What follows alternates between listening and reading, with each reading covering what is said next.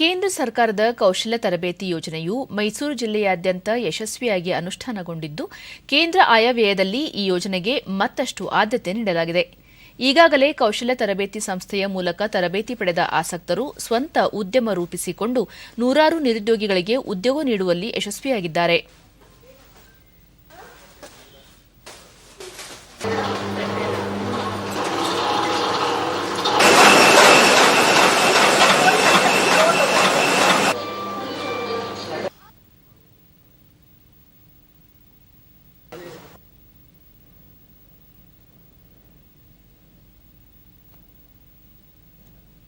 ನಾನು ಇವಾಗ ಇಲ್ಲಿ ಕೌಶಲ್ಯ ತರಬೇತಿ ಕೇಂದ್ರದಿಂದ ಸಿಡಾಕ್ ಸಂಸ್ಥೆ ಕಡೆಯಿಂದ ಡಿಡಿ ನ್ಯೂಸ್ನೊಂದಿಗೆ ಉದ್ಯಮಿ ಕುಮಾರ್ ಕೇಂದ್ರ ಸರ್ಕಾರದ ಕೌಶಲ್ಯ ತರಬೇತಿ ಸಂಸ್ಥೆಯ ಮೂಲಕ ತಾವು ತರಬೇತಿ ಪಡೆದು ಸಿದ್ಧ ಉಡುಪುಗಳ ಕಾರ್ಖಾನೆಯನ್ನು ಆರಂಭಿಸಿದ್ದೇನೆ.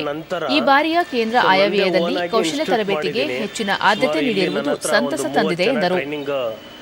ಪಡ್ಕೊಂಡು ನನ್ನ ಹತ್ರ 30 ಜನ ಕೆಲಸ ಮಾಡ್ತಾ ಇದ್ದಾರೆ. ಇದ್ರ ಜೊತೆಗೆ ನಾನು ಕೂಡ ಒಂದು ಕೌಶಲ್ಯ ತರಬೇತಿಯಿಂದ ಇನ್ನೊಂದು ಟ್ರೈನಿಂಗ್ ಸೆಂಟರ್ ಕೂಡ ಓಪನ್ ಮಾಡಿದ್ದೀನಿ ಇಲ್ಲೇನೆ. ನಾನು ಸಂತೃಪ್ತಿ ಕ್ಯಾಟರಿಂಗ್ ಅಂತ ಮತ್ತೋರ್ವ ಉದ್ಯಮಿ ಎಸ್.ಡಿ. ಭುವನೇಶ್ವರಿ ಸ್ವಂತ ಉದ್ಯೋಗ ಸ್ಥಾಪಿಸುವ ಹಂಬಲದಿಂದ ಕೇಂದ್ರ ಸರ್ಕಾರದ ಕೌಶಲ್ಯ ತರಬೇತಿ ಸಂಸ್ಥೆ ಮುಖಾಂತರ ತರಬೇತಿ ಪಡೆದು ನೂರಾರು ಜನರಿಗೆ ಅನುಕೂಲವಾಗುವಂತೆ ವಸತಿ ನಿಲಯಗಳ ಉದ್ದಿಮೆಯನ್ನು ಆರಂಭಿಸಿದ್ದೇನೆ.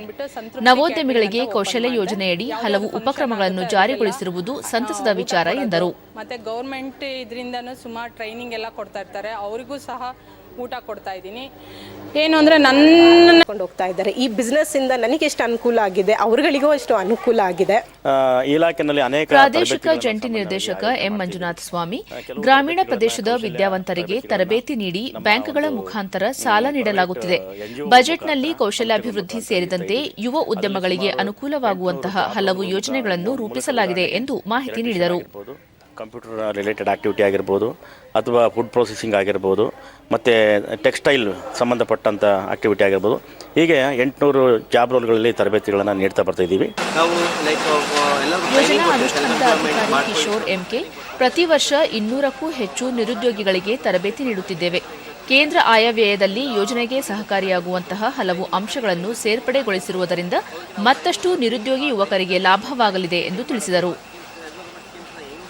ಅವರು ಉಪಯೋಗಿಸ್ಕೊಬೇಕು ಮತ್ತು ಆ ಸೆಂಟ್ರಲ್ ಗೌರ್ಮೆಂಟ್ ಸ್ಕೀಮಿಂದ ಏನೇನು ಉಪಯೋಗಗಳಿದೆ ಪ್ರತಿಯೊಂದು ನಾವು ಟ್ರೈನಿಂಗಲ್ಲಿ ಹೇಳ್ಕೊಡ್ತೀವಿ.